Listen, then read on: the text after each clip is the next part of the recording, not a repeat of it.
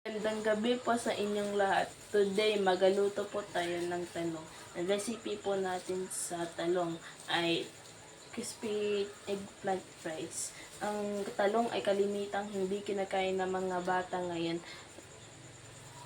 Kaya ipapasarapin po natin ang talong sa pamamagitan ng paglalagay ng iba't ibang sangkap. Narito po ang mga sangkap. Talong po na nalinis po at nahiwa po, 1/2 ng harina, 1/4 ng cornstarch, 3 tablespoons ng breading mix, 2 itlog, 1 pack na breadcrumbs, 1/4 tablespoon ng asin, 1/8 teaspoon ng paminta, at mantika. Una, bubuksan po natin ito pong kalan. Sige. Sunod, ilalagay na po ang mantika.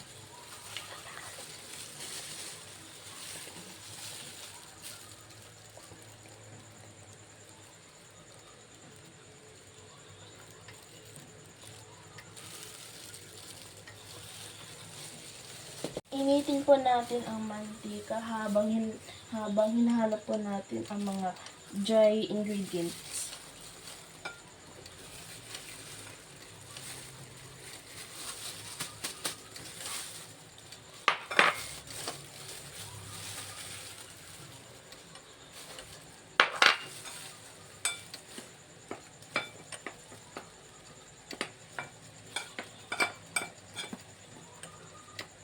Kapag nahalo na po ang mga dry ingredients, i-coat na po natin ang mga talong.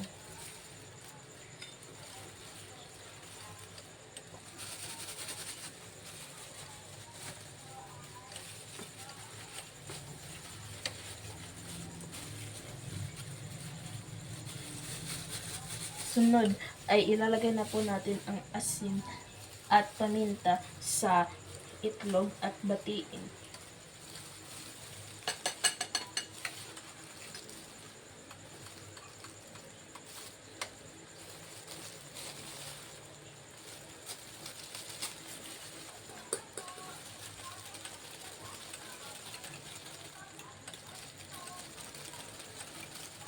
Tapos na batihan ng itlog, ilagay na po ang talong sa nabati pong itlog.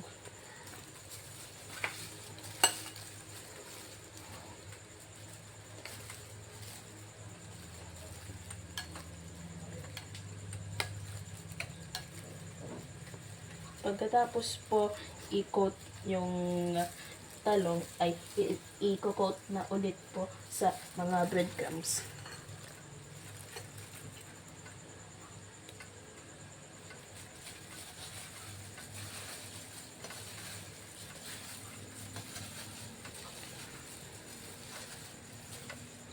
Pagkatapos po i-coat ang talong, ilalagay na po sa mantika.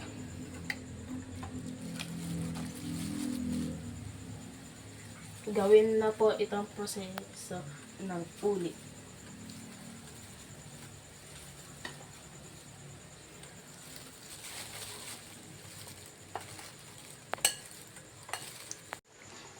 Kapag golden brown na po ang ating crispy talong fries, ay i-plating na po natin.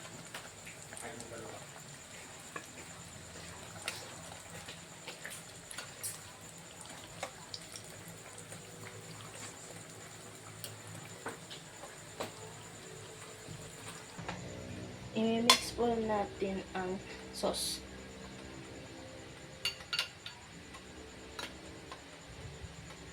Ready na po ang ating crispy talong fries. Pwede po itong pang merienda o pang ulam. Kain na po tayo.